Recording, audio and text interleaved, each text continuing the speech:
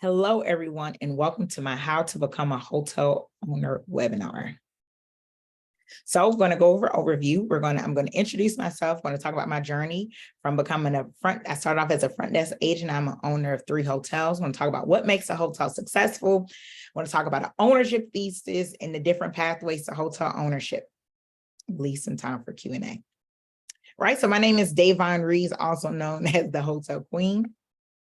I've been in the industry for over 15 years. I started off as a front desk agent. I'm an author of How to Buy a Hotel. I've been featured in just about everything with the exception of Essence. I've managed over $1 billion in assets, and I have $30 million of real estate assets in my portfolio. I've received numerous awards, including the Georgia State University 40 Under 40, the International Society of Hospitality Consulting's Emerging Leader, and I've also been recognized as the top 100 influential hospitality leaders. So just to let you know that you are in good hands. So I'm a serial entrepreneur. I founded the Vaughn Group in 2017, which is a consulting firm. And I also founded Vestor, which is a crowdfunding platform where you can invest in commercial real estate, including hotels, that was launched in 2022. And then Vestor Academy, which is an online academy, which is sponsored this webinar for you to learn more about how you can get into hotels. And Vestor Academy also offers other courses on different asset classes. All right, so there are like 59,000 hotels in the United States. How many do you think are actually owned by Black people? Let me know. Less than 2% are owned by Black folks. Goal is to change it, okay? So here's my story. That's me. As a college student, so I became a front desk agent while I was at Georgia State University. That's me. Unfortunately, I don't have a picture of me working at the front desk. I didn't know that I would be like famous and have to tell my story. I didn't think it was that big deal at the time. So note to self, on your journey, make sure you document it. So that's me at the front desk. That's like my first headshot. That is me now. That is at one of my hotels in Indianapolis, Indiana's Fishers. And that is my toddler, Jameer. So I am a boy mom. So shout out to all the moms here. And so these are my 3 hotels. So we have the Home 2 Suites in El Reno, Oklahoma. It's 85 rooms. We purchased that for about 8.3. And you have the Indianapolis, you have the Staybridge Suites in the middle, Indianapolis Fishers, that's 145 rooms. And you have the Hampton Inn Suites in Scottsburg, Indiana. We purchased that for about, those 2 hotels for about $17.8 million. Yes, so my journey, people keep asking, oh my gosh, Davon, how did you become a hotel owner? So like I mentioned before, I started off as a front desk agent. I took a non-paid internship at a consulting firm, which consulted hotel owners. In my mind, I thought, okay, well, this is how I'm gonna learn to become a hotel owner. So I worked there in the morning. I worked at the Hyatt at night. And then I did that for about 2.5 years. And then I was at a consulting firm. I did it for 3 months and I went full-time to the consulting firm. Fast forward 2 years, I moved to Boston and worked for a larger firm. And that's why I was managing under $1 billion close to $1 billion in assets in my portfolio. And again, we were working with hotel owners. So I was managing or helping to manage those assets on behalf of the owners.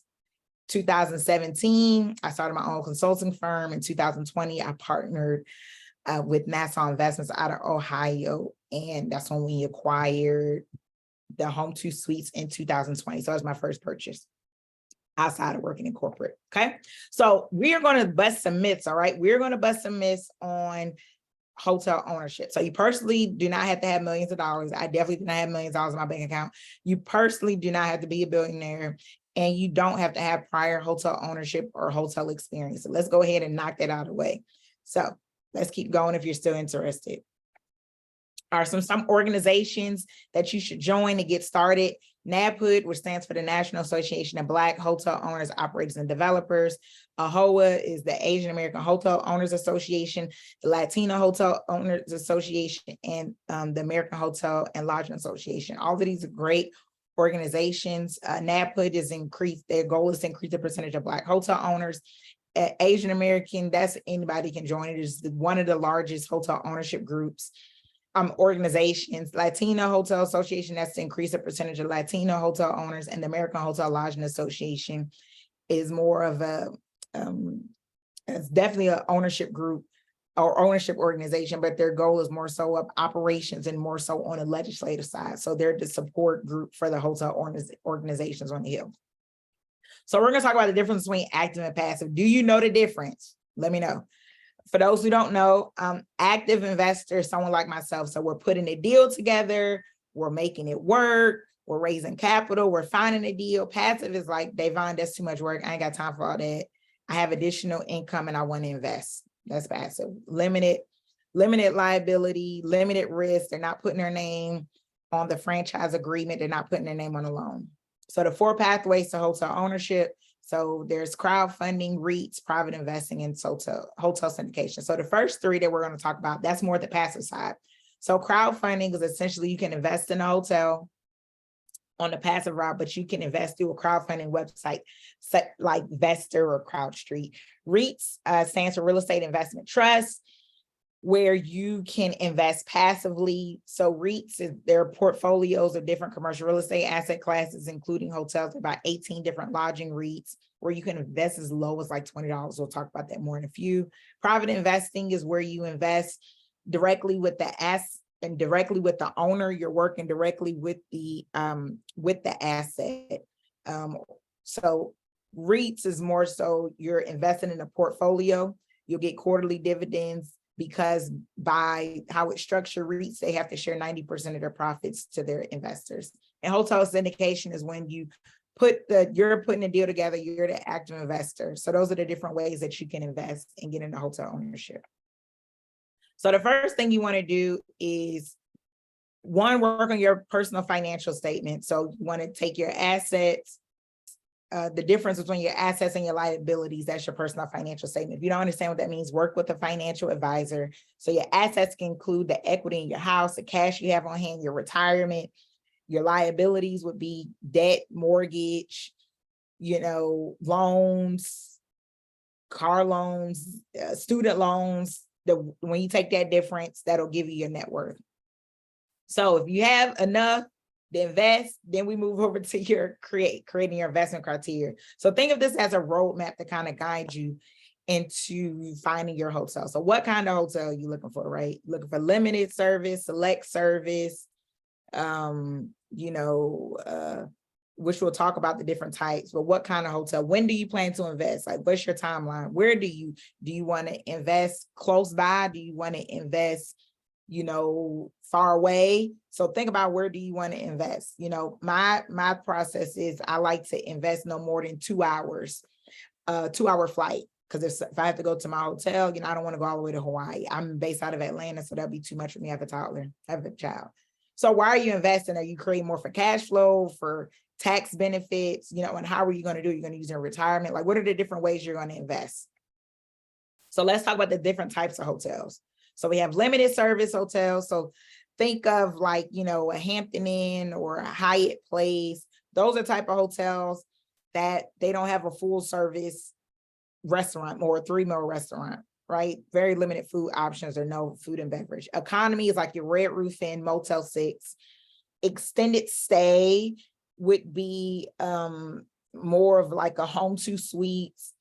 They have a kitchenette and you can stay there, for like 5 to 7 days. A resort, think of it has, a spa, has a pool, like the Nickelodeon Resort or Disney World. Those are resorts, or like golfing. Full service hotels like a Hyatt or a Marriott. So they could have a spa, they can have a full service restaurant, meaning you can get breakfast, lunch, and dinner. And luxury will be like your of course it's full service, but it'll have more amenities than everything that I just mentioned, right? It'll have your spa, have your 24-hour, room service. So think of the Mandarin Oriental or Four Seasons. So it's actually over 20 different types of hotels, but I just listed those.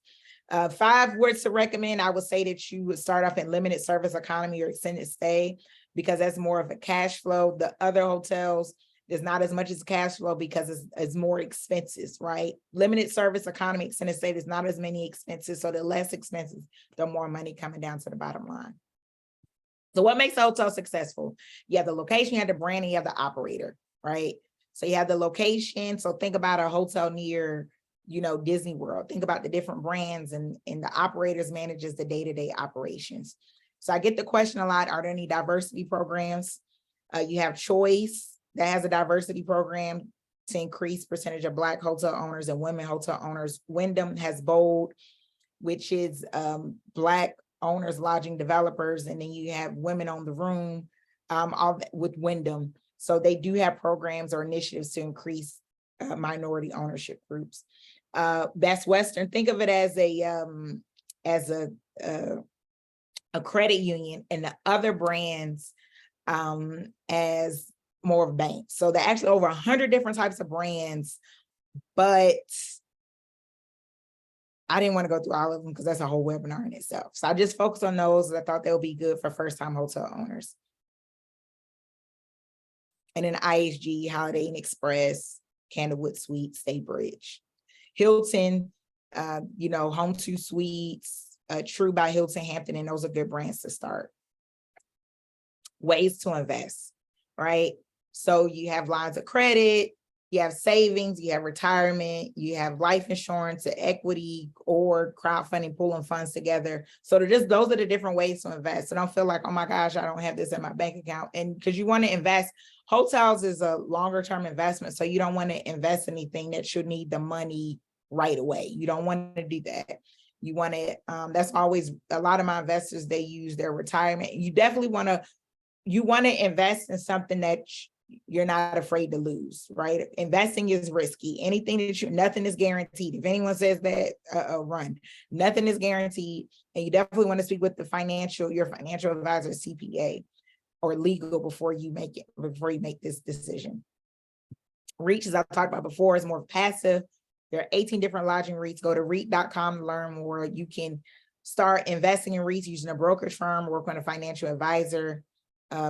Morningstar, using Morningstar for research. Crowdfunding, typically you have to be an accredited investor. For those who don't know what accredited investor is, it's someone who has an income of 200,000 or more, or a net worth of $1 million or more, excluding a primary residence.